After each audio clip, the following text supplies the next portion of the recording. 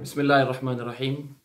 Respected and honorable viewers of Al Islam Productions, welcome back once again to a quick reaction video of a Salafi da'i, a Salafi preacher here from the UK. I believe he's from up north. I think he's from Newcastle, to be specific. Brother Tim Humble.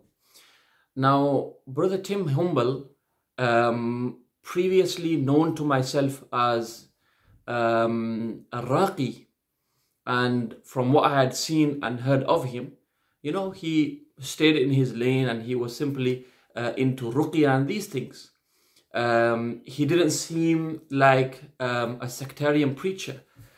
But seriously, the funny thing about this group of people and this hardline Wahhabi sect is that the more you look into them, the more you find that this group of people is a cancer within the Ummah, making takfir, tafsiq, tabdi', and just randomly, you know, blanket verdicts upon, you know, large groups from the within the Ummah of Rasulullah sallallahu alaihi wasallam.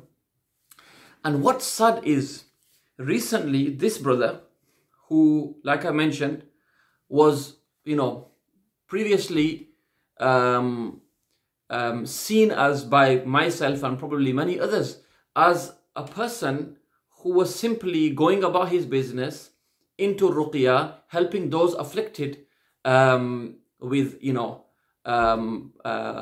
issues of ayn and sihr and these type of things. And alhamdulillah, it's a good cause. But here we have an audio. I don't know where this audio is from. I was sent this audio by someone from South Africa. Now, alhamdulillah, we have many friends in South Africa. The work in South Africa is alhamdulillah, you know, really advanced. There are plenty of masajid, madaris there, plenty of huffaz and learned people, alhamdulillah. This brother has, you know, traveled over to the shores of South Africa, and let's look and let's listen to what this brother has to say. Now, I don't have a video. This was sent to me by audio only. So along come the Ash'ira and some of the other groups of Kalam, and they basically turn around and trying to refute the Mu'tazila and end up also coming up with some very deviant beliefs about Allah's names and attributes. And so they say yad doesn't mean yad, and speech doesn't mean speech, and hand doesn't mean hand, and foot doesn't mean foot, and all of these other things. Go back with their history. Say ya ayyuha.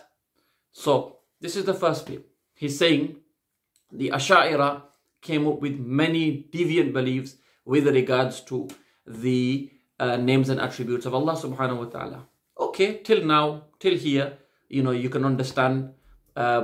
You know, he feels he's learned and he has the credentials to disagree. Fine, if that's what he believes, not an issue. Okay, but let's hear the next part now, and remember who he is talking about, the Ash'ira. Ash'ira, all you Ash'aris, let us look at your history. And the majority of Muslims today, I think it's safe to say that a decent majority, if not the majority of Muslims today, can class themselves as Ash'ari. He says, O Ash'ira, Ya ayyuhal Ash'ira. And then he even acknowledges the majority of Muslims today are Ash'ira. This is the majority of the subcontinent, like Aqidah, belief, along with extreme sort of Sufism and stuff like that. And Al-Ghazali was the first one to join between the two. Al-Ghazali came along and joined between Ilm al-Kalam, which was the Greek philosophy, and between Sufism. So he came and mixed those two. And to be honest with you, this part that he's saying regarding Al-Imam Al-Ghazali, rahimahullah, I'm just going to ignore, because at this moment in time, I'm here for a reaction of the next bit. That is given what most people follow today. So we say to them, Ya Ikhwan, let us have a look at your history of your Aqidah. Let us have a little look at the history of your Aqidah. It either goes back to a Jew or a Christian. Let us have a look at your Aqidah. It either goes back to a Jew or a Christian. Not your Aqidah is like Christian Aqidah. Okay? it either goes back to a Jew or a Christian. You know what we say to the Rafida, Ithna Ashariya, the Shia? We say Abdullah bin Sabah. So your Aqidah, the founding father of the concept of Imama and the concept of ghulu and exaggeration with regards to Sayyidina Ali radiyallahu ta'ala and the family of Rasulullah sallallahu alaihi wasallam, the founding father of this was Abdullah bin Sabah. Okay, the covert Jew who apparently presented himself as a Muslim, and then he did work within the Muslims and he caused anarchy. Okay, and I am not saying this. This is in the books of the Rafida Shia. They try to rebut this by saying that he was fictional. He's a fictional character. It's not. This personality is factual. And even the online Jewish encyclopedia makes a mention of him as well. So it's a factional, right, personality. And even Ibn Taymiyyah, rahimahullah, speaks about him as well, that he brought into Islam, he tried to bring into the Muslim Ummah what Paul and others did to distort the previous religions. So now look what he's saying. Your Aqidah is either goes back to a Jew or a Christian. It goes back to the munafiqeen. It goes back to those people who disobeyed and hated Allah and His Messenger. It goes back to the munafiqeen. So Jews, Christians and munafiqeen. It goes back to them. And it goes back to the people that disobeyed Allah and His Messenger sallallahu alaihi wasallam. It goes back to those people who had no concept of Tawheed. It doesn't go back to the companions. It goes back to those people who had no concept of Tawheed. It doesn't go back to the companions. Now, my reaction. Ya ayyuha salafiyya. O pseudo Salafis. Ya ayyuha al-Wahhabiyya.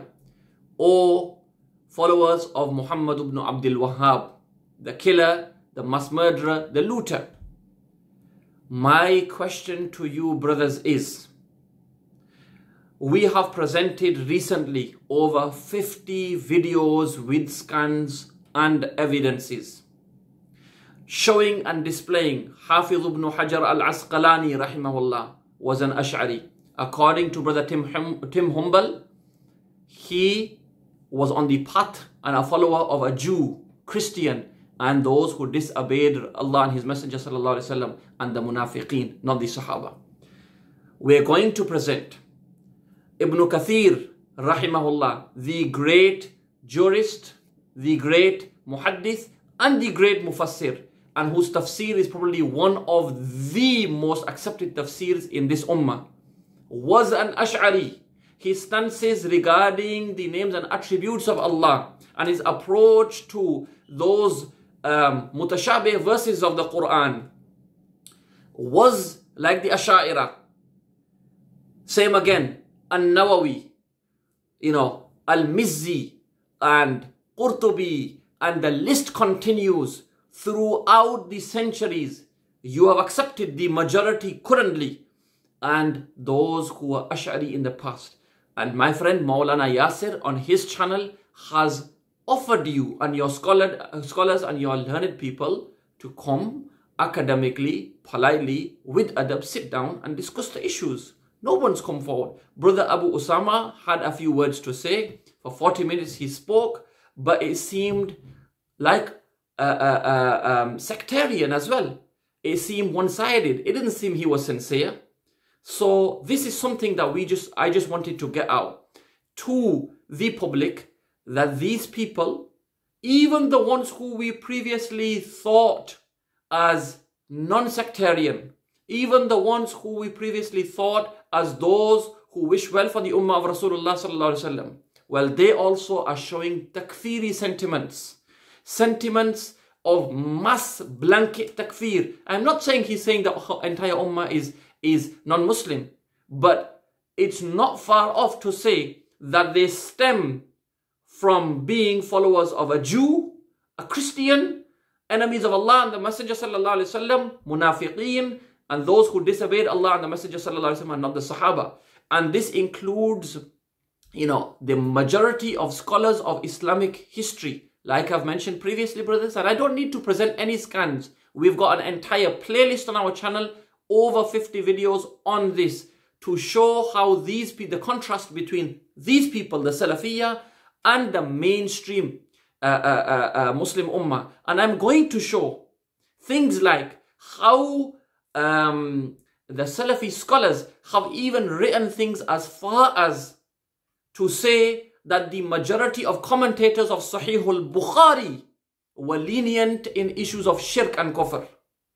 My brothers and my sisters, how much more do you want from the horse's mouth to realize that this is a cancer within the ummah of Muhammadur Rasulullah sallallahu alaihi wasallam? May Allah subhanahu wa ta'ala protect us from this hardline takfiri group, and may Allah subhanahu wa ta'ala grant us understanding.